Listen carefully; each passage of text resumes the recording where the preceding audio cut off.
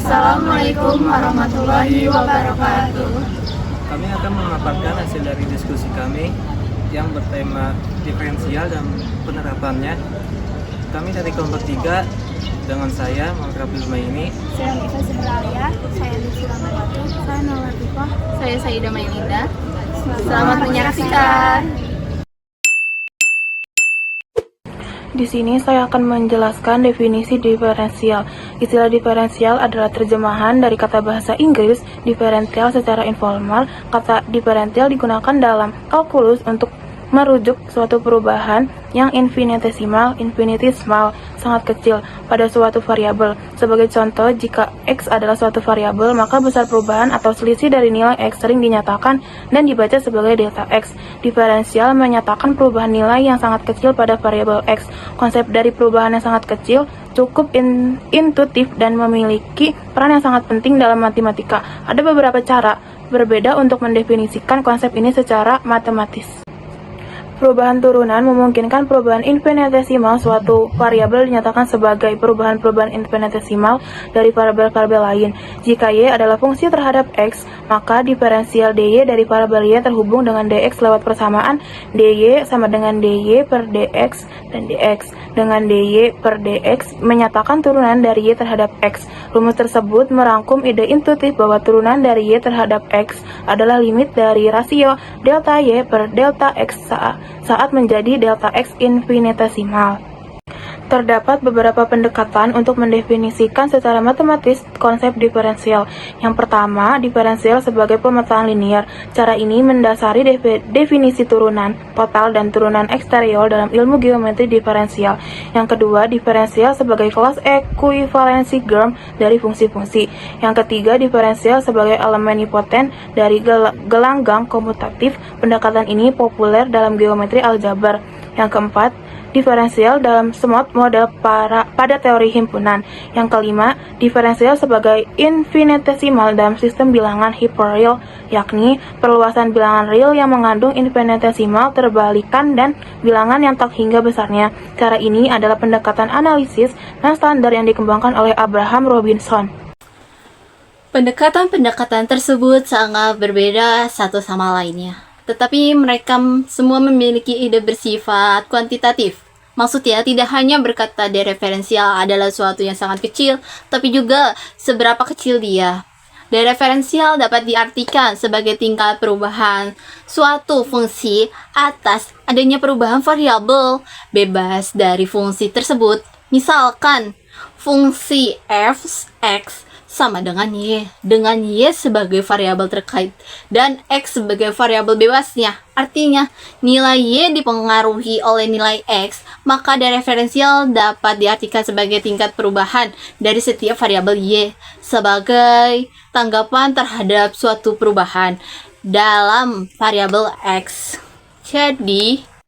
Jadi delta y per delta x sama dengan f x0 ditambah delta x kurang fx0 per delta x. Nah, selanjutnya ada rumus dan aturan-aturan dalam diferensial. Yang pertama, turunan dari fungsi konsta atau konstanta, yaitu fx sama dengan k dengan f aksen x sama dengan k. Yang kedua, turunan fungsi x berpangkat n, fx sama dengan x pangkat n dengan n sama dengan sembarang bilangan, maka f aksen x sama dengan n dikali x pangkat n dikurang 1. 3. Turunan fungsi dengan koefisien c, fx sama dengan cx pangkat n, maka f aksen x sama dengan cn dikali x pangkat n dikurang 1. Nah, yang keempat, aturan penjumlahan dan pengurangan fungsi dalam turunan. Fx sama dengan gx tambah kurang hx, maka f aksen x sama dengan gx tambah kurang hx. Yang kelima, aturan perkalian fungsi dalam turunan. Fx sama dengan gx tambah kurang hx, maka f aksen x sama dengan g aksen x dikali hx plus gx dikali h aksen x. Yang keenam, aturan pembagian fungsi dalam turunan. Fx sama dengan gx per hx, maka f aksen x F aksen X sama dengan G aksen X dikali HX dikurang GX dikali H aksen X per H pangkat 2 X. Nah, yang ketujuh, aturan rantai dalam turunan, yaitu Fx sama dengan G kali dalam kurung HX, maka F aksen X sama dengan G aksen dalam kurung HX dikali H aksen X, atau Y sama dengan QX, maka DY per DX sama dengan DY per DU dikali DU per DX. Selanjutnya itu adalah penerapan turunan. Penerapan turunan di sini ada 3. Yang pertama, kemonotonan, itu mengidentifikasi grafik fungsi naik ke atas ataupun ke bawah. Yang kedua itu titik ekstrim, mengidentifikasi titik balik dari fungsi itu sendiri jika ada, itu maksimum ataupun minimum. Nah, yang ketiga itu titik belok, mengidentifikasi kecengkungan fungsi, itu dia kecengkung ke atas ataupun ke bawah. Nah, bagaimana sih caranya kita menggambar fungsi grafik tersebut? Itu ada ketentuan-ketentuannya. Yang pertama itu kemonotonan. Suatu fungsi, misalnya fx, dikatakan mengalami kenaikan itu kurvanya setiap titik x jika f aksen x lebih dari 0. Kalau misalnya f aksen x-nya lebih dari 0, berarti itu kurvanya naik.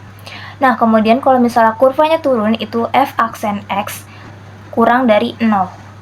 Nah, yang kedua itu adalah titik ekstrim atau titik balik, menggambarkan kondisi di mana suatu fungsi berada pada titik baliknya. Apakah itu titik balik maksimum? Kalau titik balik maksimum itu dari naik ke turun, kalau misalnya titik balik minimum itu dari turun ke naik. Nah, dua titik maksimum dan minimum ini tercapai pada saat yang sama, yaitu pada saat turunan pertama fungsi tersebut sama dengan 0. Kalau misalnya kemonotonan tadi itu lebih dari 0 dan kurang dari 0, kalau misalnya titik ekstrim dan balik ini sama dengan 0. Nah, yang ketiga ini adalah titik belok. Titik belok ini menggambarkan kondisi perubahan arah cengkungan fungsi suatu kurva. Apakah kurva itu melengkung ke atas ataupun melengkung ke bawah. Apabila kondisi kurva fungsi cengkung ke atas itu disebut titik balik minimum. Sedangkan kurva fungsi cengkung ke bawah itu disebut titik balik maksimum. Nah, titik belok terjadi pada saat turunan kedua fungsi tersebut sama dengan 0. Bisa dilihat di sini. Fungsi fx mengalami titik belok jika ada pada turunan kedua fx sama dengan 0. Kalau misalnya titik ekstrim itu turunan pertama, kalau misalnya titik belok itu turunan kedua sama dengan 0. Ini saya akan menjelaskan tentang kaidah turunan pertama. Yang pertama ada turunan dari suatu ke a adalah 0, fx sama dengan k, fx sama dengan 0. Dua, turunan pertama dari suatu fungsi aljabar dengan variabel berpangkat n adalah hasil perkalian antara n dengan variabel tersebut berpangkat n-1. Contoh, fx sama dengan 2 kali 4, fx seberapa 4 sama 2 kali 4, min 1 sama dengan 8 kali 3. Ketiga, turunan pertama dari perkalian suatu konstanta dari fungsi sama dengan perkalian antara konstanta tersebut dengan turunan perkalian fungsi fx sama dengan zf x sama dengan g, x sama dengan f sama dengan x. Contoh, gx sama dengan 5 kali 3, 8f sama dengan 5, 3 kali 2 sama dengan 12 kali 2. 4, turunan pertama dari susunan atau pengurangan dua fungsi sama dengan 2 atau pengurangan dari turunan masing-masing disebut contoh y sama dengan 5 kali 2 tambah 3 x, y sama dengan 10 kali tambah 3. Yang kelima, turunan pertama dari perkalian dari fungsi sama dengan perkalian antara turunan fungsi pertama dengan fungsi kedua ditambah dengan perkalian antara turunan fungsi kedua dengan fungsi pertama. Misalkan dua fungsi tersebut merupakan dengan y sama x dan y sama x sehingga y sama dengan fungsi y sama fungsi tambah.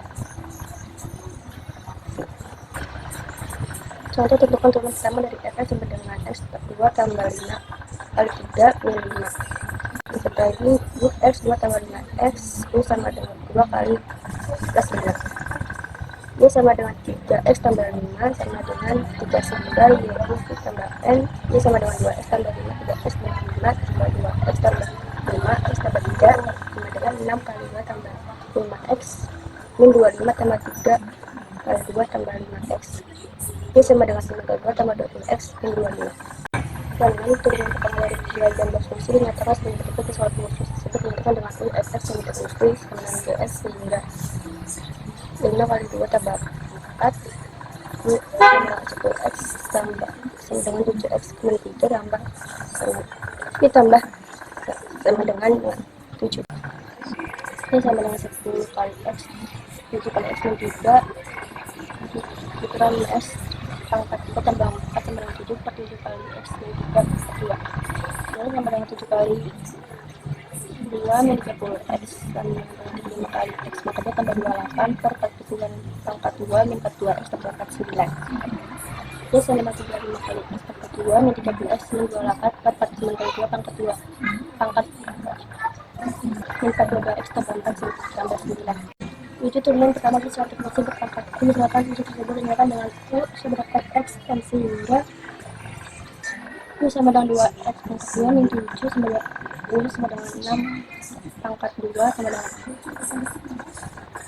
N sama dengan 4 jadi 2 sama dengan 4 2 pangkat 3 min 7 pangkat 4 min 1 6 kali 2 dia sama dengan 24 kali 2 2 kali 2 pangkat 3 min 7 pangkat 3. Yang terakhir, turunan pertama dari logaritma dinyatakan sebagai berikut. Y sama dengan A log X sama dengan Y 1 per X A log E. Y sama dengan NX sama dengan Y 1 per X. Contoh, log 2 3 kali 2 tambah 5X min 2 Y sama dengan 6 kali tambah 5 per 3 kali 2 tambah 5X min 2 2 log E. Nah, selanjutnya ada penerapan diferensial dalam ekonomi. Yang pertama, elastisitas permintaan merupakan suatu koefisien yang menjelaskan besarnya perubahan jumlah yang diminta akibat adanya perubahan harga. Jika fungsi permintaan dinyatakan QD sama dengan FP, maka elastisitasnya adalah VD sama dengan DQD per DP dikali P per QD, di mana DQD per DP adalah QD atau F aksen P. Jika VD lebih dari 1 itu elastis, VD kurang dari 1 itu inelastis, dan VD sebanding dengan 1 itu elastisunitar. Maka dinyatakan permintaan elastis. Jika terjadi perubahan harga barang, maka permintaannya akan berubah secara berlawanan arah dengan persentase perubahan harga. Nah, di sini ada contoh elastisitas permintaan atau elastisitas harga. Fungsi permintaan QD sama dengan 25 dikurang 3P pangkat 2. Tentukan elastisitas permintaannya pada tingkat P sama dengan 5. Q aksen D sama dengan DQD per DP sama dengan min 6P. Nah, min 6P ini dapat dari 3P pangkat 2.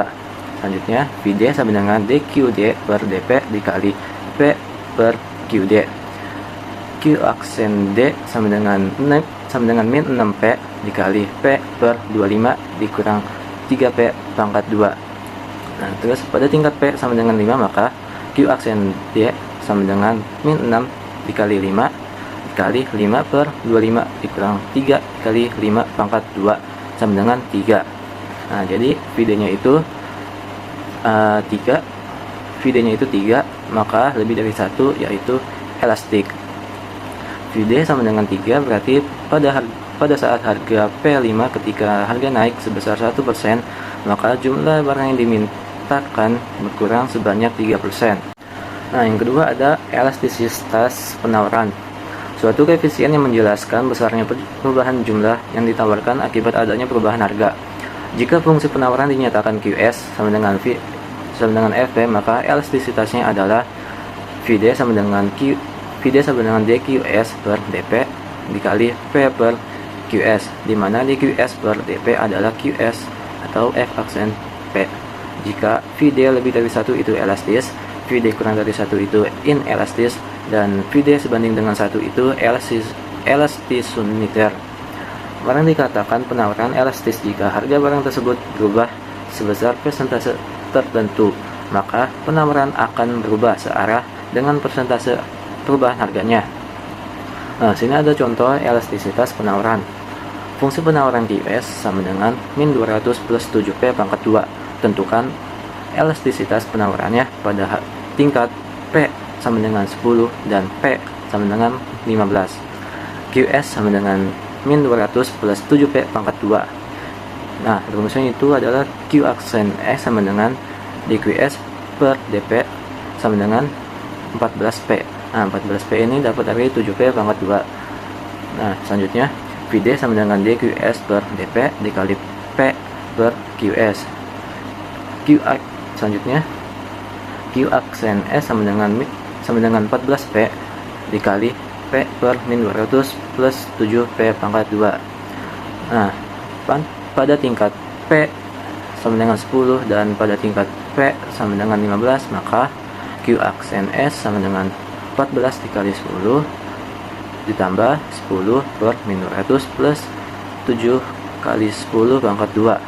Q aksen S sama dengan hasilnya 2,8. Nah, pada pangkat P sama dengan 15, maka Q aksen S sama dengan 14 kali 15 dikali 15 per min 200 plus 7 kali 15 pangkat 2. Hasilnya 2,3. Nah, selanjutnya ada yang ketiga, elastisitas produksi, yaitu P sama dengan Fx. Rumusnya ini adalah Vp sama dengan dP per dx dikali x per P. P itu output jumlah produksi, X itu input jumlah produksi. Nah, di sini ada contoh elastisitas produksi. Fungsi produksi P sama dengan 6x pangkat 2 dikurang x pangkat 3. Hitung elastisitas produksi pada tingkat faktor produksi jika x sama dengan 3. Jawab, dP per dx sama dengan 12x dikurang 3x pangkat 3. Selanjutnya Vp sama dengan 12 dikali 3 dikurang 3 dikali 3 pangkat 2, terus dikali 3 per 6 dikali 2 dikurang 3 pangkat 3 sama dengan 1. Nah, selanjutnya itu biaya produksi. Biaya produksi ini ada dua konsep. Yang pertama, biaya marginal dan juga penerimaan marginal. Kita akan masuk ke biaya marginal dulu. Biaya marginal ini rumusnya MC sama dengan DTC per DQ. MC itu marginal cost, DTC itu demand total cost per demand quality ini key. Contohnya, cari MC dari TC sama dengan 3Q kuadrat plus 7Q plus 12. Jika Q sama dengan 3 adalah, ini tinggal kita turunin aja ininya. TC-nya kita turunin jadi MC kan. MC turunan dari 3Q kuadrat plus 7Q plus 12 itu 6Q plus 7. Nah, itu tinggal kita masukin aja. MC sama dengan 6Q plus 7. Q-nya ini kan 3 dari soalnya itu. Jadi, dimasukin aja. Disubstitusikan. 6, 3 dari sini. 6 kali 3 tambah 7, 25. Jadi, MC-nya adalah 25. Nah, selanjutnya, konsep penerimaan marginal. MR sama dengan DTR per DQ. Contohnya, ini sama sih sebenarnya. Cuma beda rumus aja. Cari MR dari TR sama dengan 12Q minus Q pangkat 2 jika Q sama dengan 5, hasilnya berapa? Tinggal dimasukin aja yang TR-nya ini. Habis itu kita turunin deh. 12 ini kan habis ya Q-nya, kan nggak ada pangkatnya. Jadi 2 kali 1 ini jadinya 12 min 2Q. Jika 5, kita masukin aja Q-nya di sini. 5 kan Q-nya. Jadi 12 min 2 kali 5 sama dengan 2. Jadi, kesimpulannya adalah dereferensial merupakan konsep penting dalam kalkulus yang merujukan pada perubahan yang sangat kecil pada suatu variabel. Dalam konteks fungsi, dereferensial menggambarkan bagaimana perubahan kecil dalam variabel bebas X mempengaruhi variabel terkait Y. Terdapat berbagai pendekatan matematik untuk mendefinisikan dereferensial, termasuk sebagai permintaan linear, kelas, ekuivalensi, gram, elemen nilpotent, dan dalam konteks sistem bilangan hiperreal. Meskipun pendekatan-pendekatan berbeda, semua menekankan pada sifat kuantitatif. dari dereferensial, yaitu tidak hanya menyatakan bahwa dereferensial adalah suatu yang sangat kecil, tetapi juga memberikan pemahaman tentang beberapa kecil perubahan tersebut. Dengan demikian, dereferensial dapat dipahami sebagai tingkat perubahan suatu fungsi yang seiringannya dengan perubahan pada variabel bebasnya. Secara keseluruhan, rumus aturan-aturan dalam dereferensial ini memberikan kerangka kerja yang kuat untuk memahami bagaimana perubahan terjadi dalam fungsi-fungsi matematis. Dengan memahami dan menerapkan aturan-aturan ini, kita dapat menyelesaikan berbagai masalah yang melibatkan perubahan dan laju perubahan dalam matematika dan ilmu penerapan lainnya. Penerapan turunan alat yang sangat berguna dalam memahami dan menganalisis perilaku fungsi dalam berbagai konteks, baik dalam ilmu pengetahuan maupun aplikasi praktis seperti bisnis dan ekonomi. Titik belok adalah titik di mana kurva fungsi perubahan arah kecekungan. Jika kurva cekung ke atas, terjadi di titik balik minimum. Jika cekung ke dalam, terjadi titik balik maksimum. Titik belok terjadi ketika turunan kedua fungsi sama dengan 0, f x sama dengan 0. Selanjutnya, kaidah-kaidah ini memberikan panduan tentang bagaimana penghitungan turunan dari berbagai jenis fungsi. Kemungkinan analisis laju perubahan dalam berbagai konteks matematika dan ilmiah persamaan dereferensial adalah suatu di antara mata kuliah yang ada di prodi pendidikan matematika di dalam diajarkan tentang turunan dari suatu fungsi yang suku-sukunya belum diketahui. Turunan memberikan info penting tentang perilaku fungsi seperti titik maksimum, titik minimum, titik belok, dan arah perubahan fungsi. Sekian pemaparan dari materi kami. Semoga bermanfaat bagi teman-teman. Mohon maaf apabila ada kesalahan. Wassalamualaikum warahmatullahi wabarakatuh.